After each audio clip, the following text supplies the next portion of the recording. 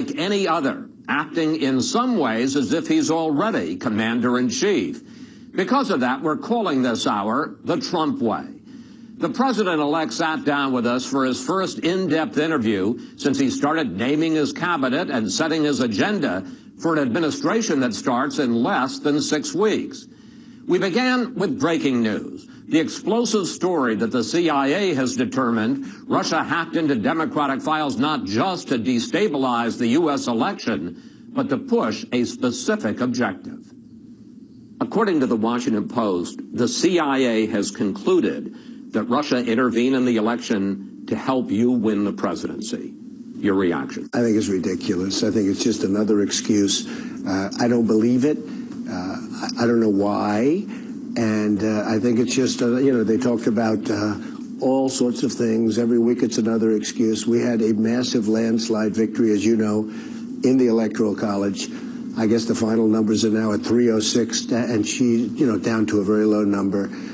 No, I don't believe that at all. You say you don't know why. Do you think that the CIA is trying to overturn the results of the election or somehow to weaken you in office? Well, if you look at the story and you take a look at what they said, there's great confusion. Nobody really knows. And hacking is very interesting. Once they hack, if you don't catch them in the act, you're not going to catch them. They have no idea if it's Russia or China or somebody. It could be somebody sitting in a bed someplace. I mean, they have no idea. So why would the CIA put out the story that the Russians wanted you to win? Well, I'm not sure they put it out. I think the Democrats are putting it out because they suffered one of the greatest defeats in the history of politics in this country. And frankly, I think they're putting it out. And it's ridiculous. We ought to get back to making America great again, which is what we're going to do.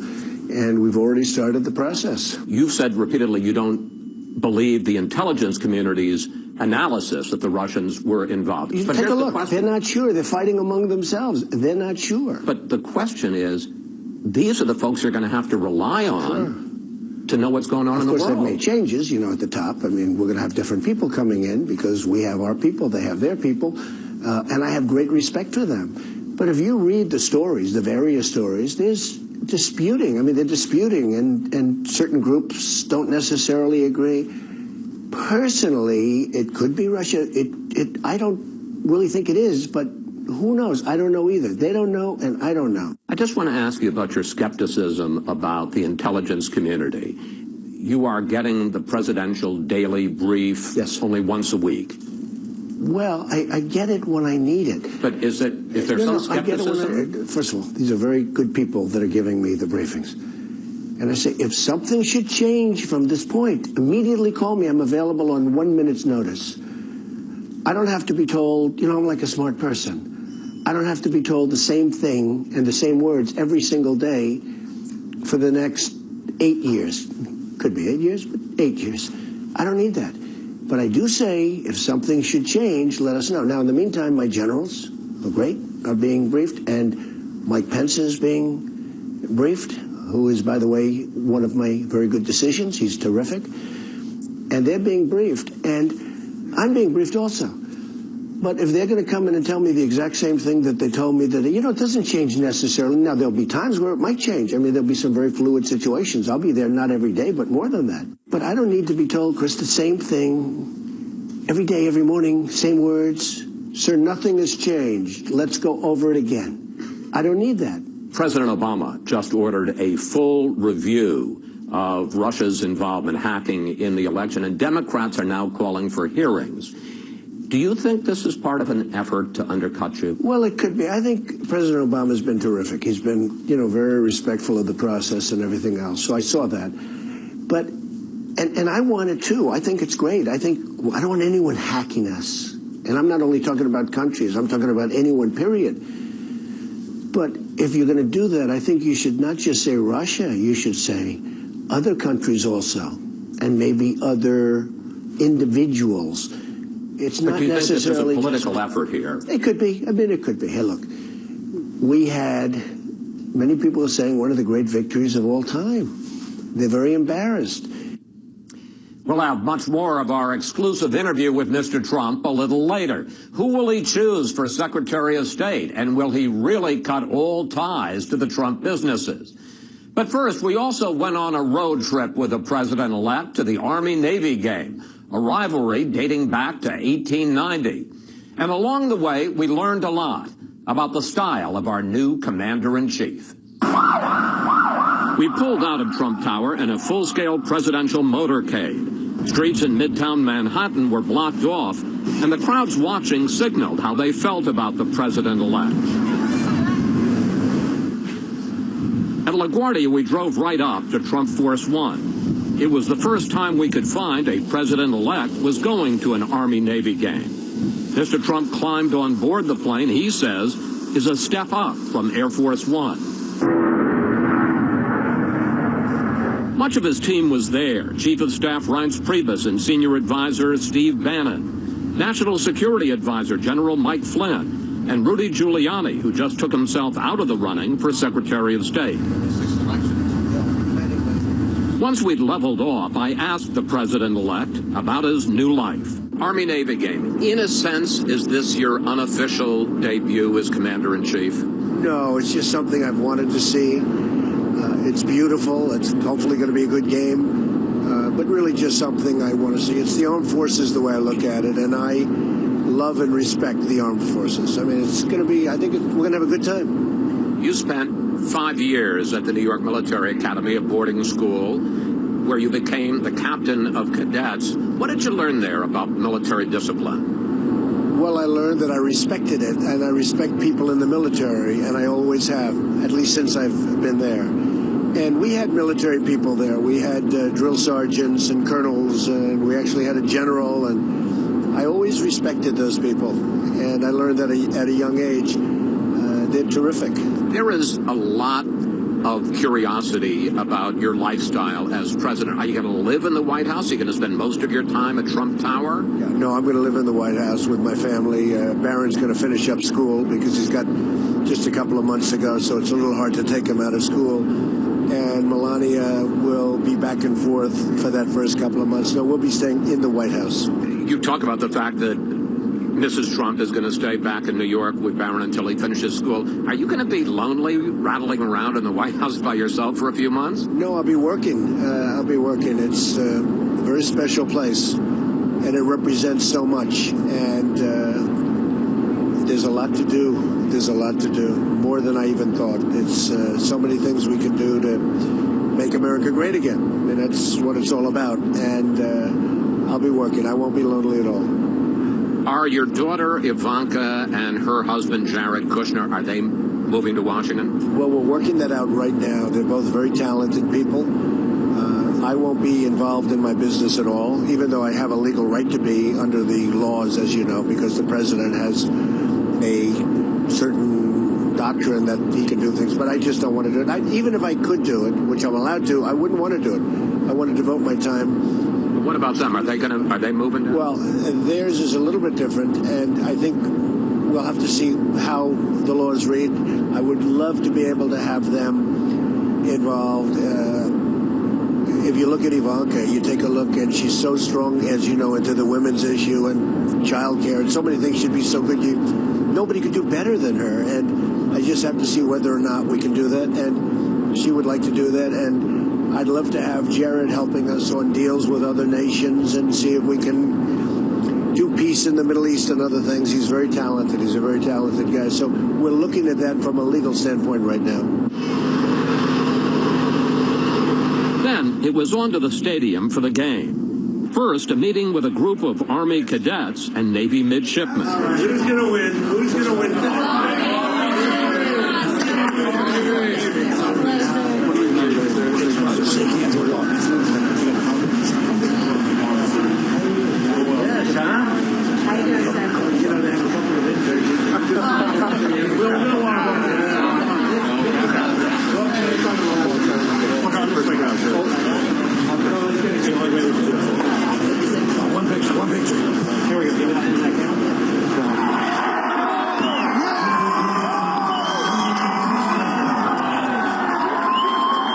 When he appeared in public to greet the crowd from a balcony, he received a big ovation.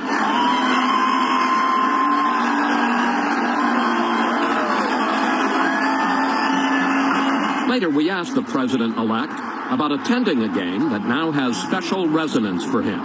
So what do you think? I think it's fantastic. These are incredible people. You see the enthusiasm, the spirit. Incredible. You're going to be the commander-in-chief in 6 weeks. Yeah. You're going to be in charge of these young men and women. Thoughts about that? Big responsibility. We have to make the right decisions. It really is. It's a daunting responsibility, and we'll do the job. And if you missed it, Army beat Navy 21-17. Its first victory over the midshipmen in 15 years. Coming up, much more of our exclusive interview with Donald Trump.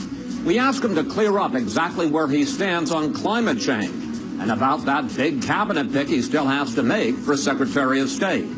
As Fox News Sunday continues its special coverage of the Trump way. And we're back now with our exclusive interview with Donald Trump. The campaign is over, but the president-elect continues to break the rules when it comes to building his administration and setting his agenda. And that's where we began this part of the conversation. We're calling this program the Trump way, because I got to tell you, in almost 40 years of covering presidential transitions, I have never seen anything like this. You are setting markers for foreign countries, you're telling corporations and unions what to do, and you're not even in office yet. What can we expect when you're actually the president? My attitude, I want to make good deals for this country. I don't need a $4.2 billion airplane to fly around in, okay? I don't need that. And especially when it's totally out of control, because, they've lost control of it. And I let them know that I don't want this.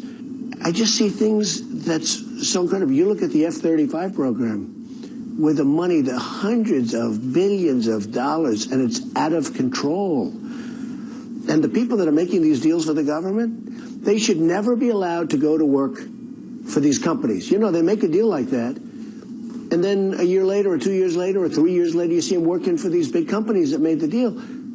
I'm going to put a very, lobbyists I'm doing. This is bigger than the lobbyists.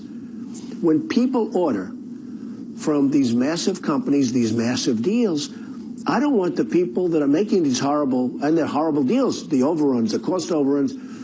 I don't want them going to work for the companies after the deals are made.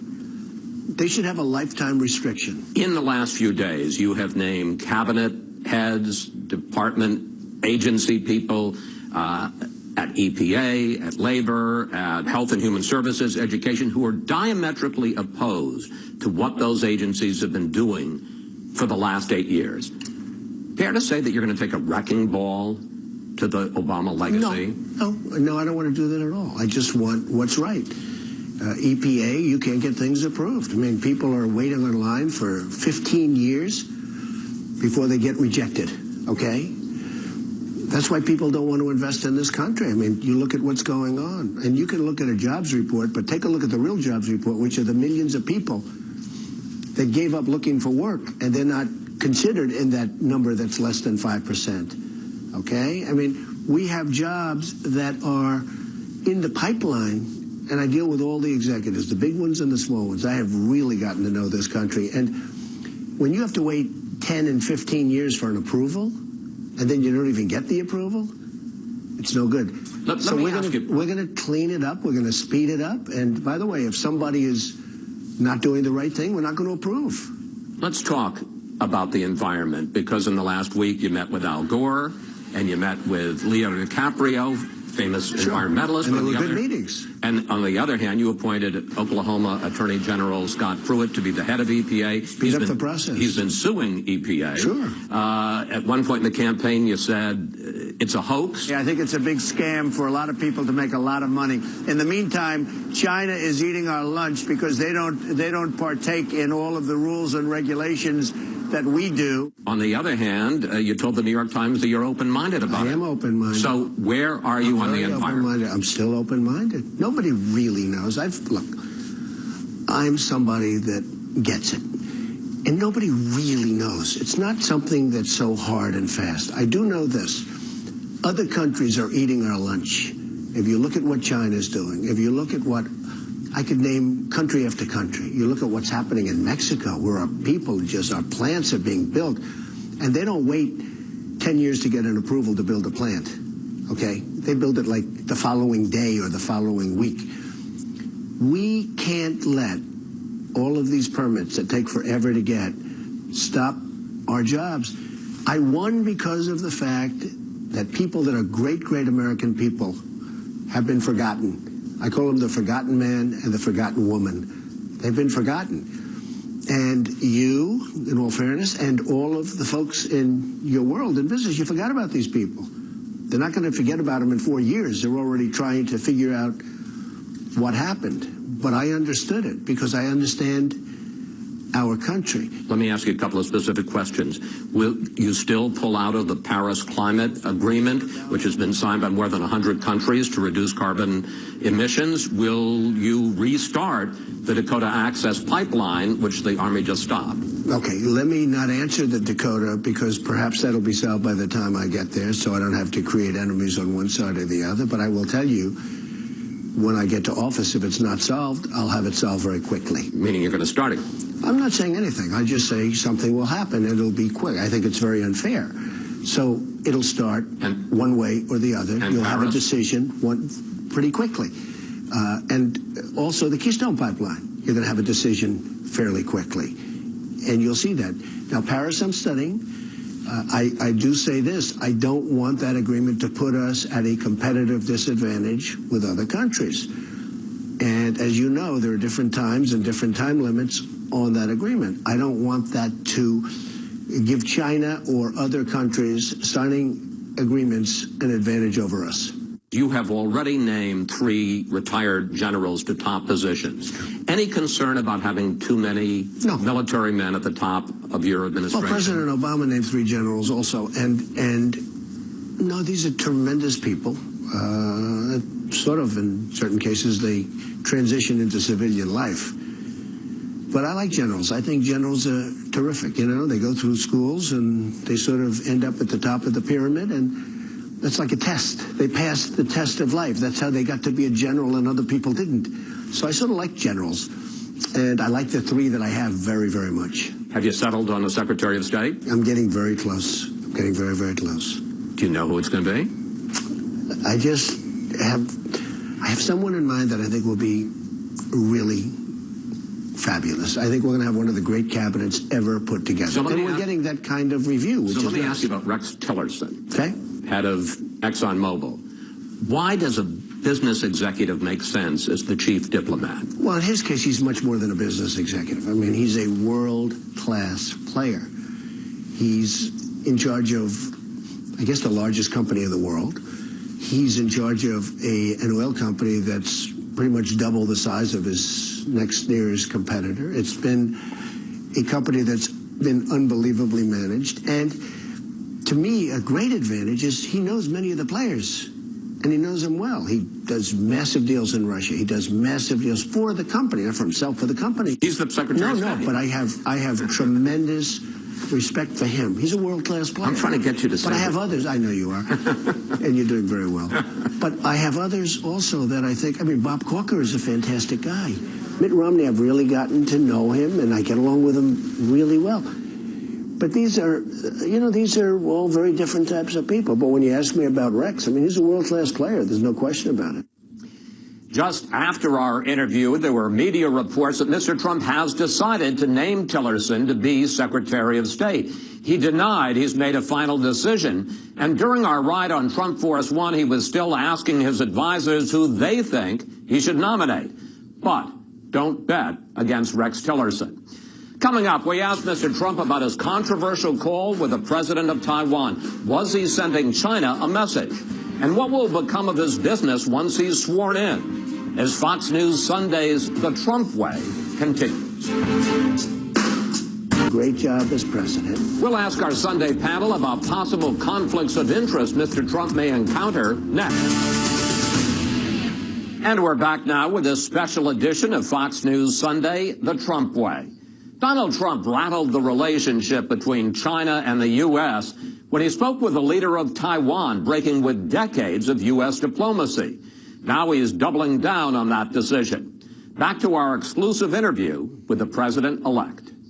You recently took a call from the president of Taiwan. And on the Sunday shows, including ours, some of your top aides said, oh, it was just a congratulatory call. But the next day, some of your top aides said, no, in fact, you had been thinking about this for weeks in advance to send a message. It's all wrong. So which is it? No, it's all wrong. Not weeks.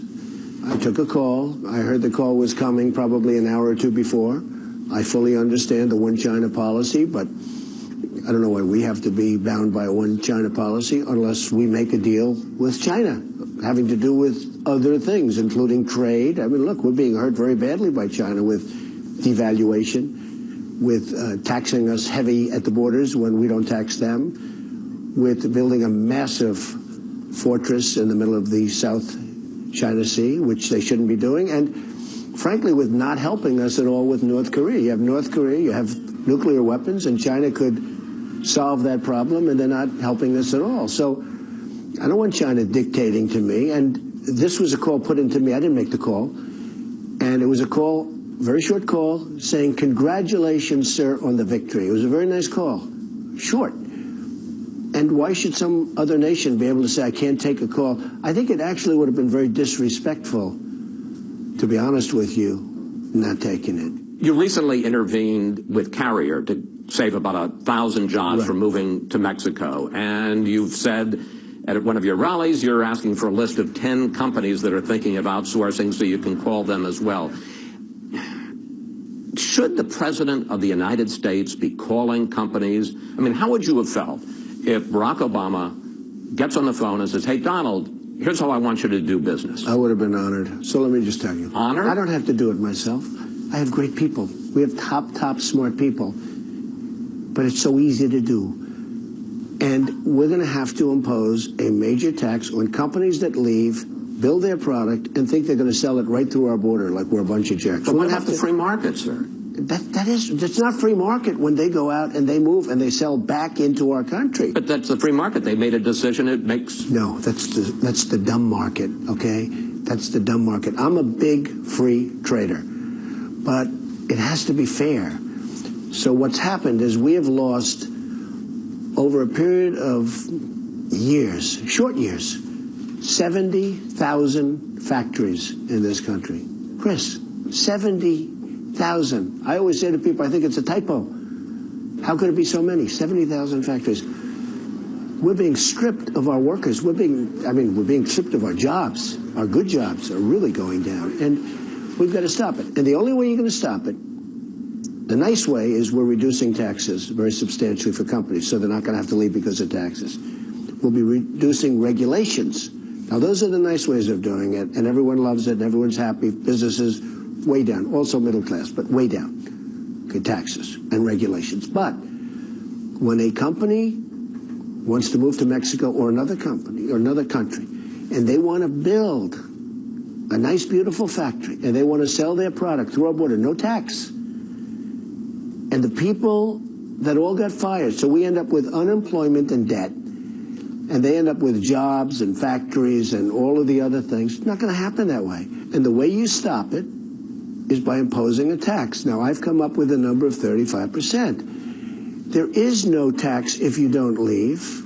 There is no tax at all. You know, people are saying they don't understand really what I'm doing. I read the Wall Street Journal the other day. Honestly, their editorial board doesn't get it. I don't think they understand business. I don't think the Wall Street Journal editorial board, and I know some of them, they're really nice, I don't think they understand business. They don't understand what I'm saying. There's a 35% tax, but there is no tax if you don't move. But if you move your plant or factory and you want to sell back into our country, you fire all your people, there are going to be consequences for that. There are going to be consequences. You know what's going to happen? What? I'll tell you. Yeah. Nobody's going to move. They're not going to move. They're not going to leave. They're going to stay here. You're keeping your stake in Celebrity Apprentice. Well, essentially, I'm not going to have anything to do with the management. I know, but isn't that a huge conflict of interest, sir? When I ran, everybody knew that I was a very big owner of real estate all over the world. I mean, I'm not going to have anything to do with the management of the company. You know, when you sell real estate, that's not like going out and selling a stock.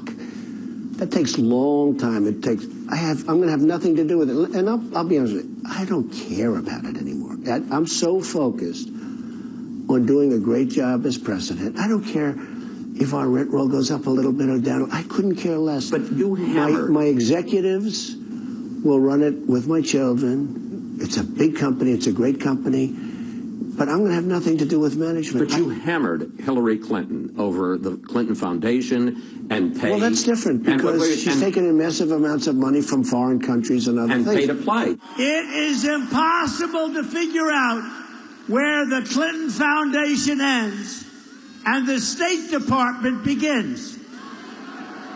It is now abundantly clear that the Clintons set up a business to profit from public office. This is wait a different. minute. You're going to be making massive amount of money. If somebody rents a hotel room? Foreign countries are already booking events at the Trump Hotel in D.C. You've got business operations, deals with foreign countries. Chris, this is all stuff that's done. Isn't this on steroids? No.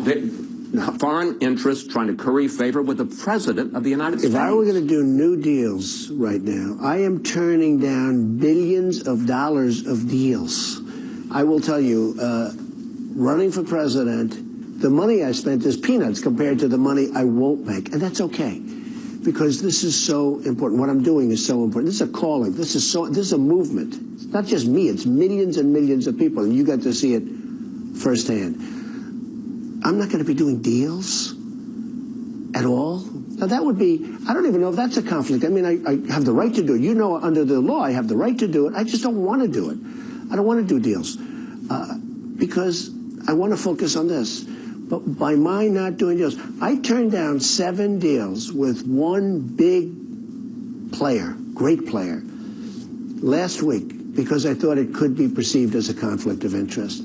But your kids are going to be able to do it? Probably $1 billion of deals that I turned down. But if your kids do it, isn't it going to be the same thing? No, it's totally for my company. Right. They're not making deals. And they're going to run my company. I have a lot of property and great stuff. They're going to run it. We're going to run it. Hopefully they're going to run it properly. I'm sure they're going to run it properly. But I'm not going to do deals. And I think, I think that's going to be good. How many times have you spoken to Barack Obama since you were in the Oval Office with him? What do you guys talk about? And has he persuaded you on any of his policies? So we disagree on things, but we haven't really discussed things that we disagree on. I've spoken to him another time. I'm going to be speaking to him today, actually.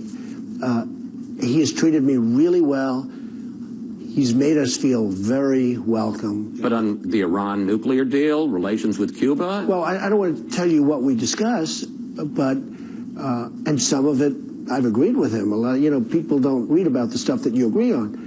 But there are things that we disagree on, and probably never going to be able to change that. But we do get along well. I'm surprised at how well we get along, and I think he might say the same thing, and I think you're seeing that from him. Mr. President-elect, thank you. Thank you for your time. Thank you very much. And joining me now to discuss the interview with the President-elect is our Sunday group. Syndicated columnist George Will, Charles Lane of the Washington Post, Jason Riley from the Wall Street Journal and the Manhattan Institute, and Julie Pace, who covers the White House and the transition.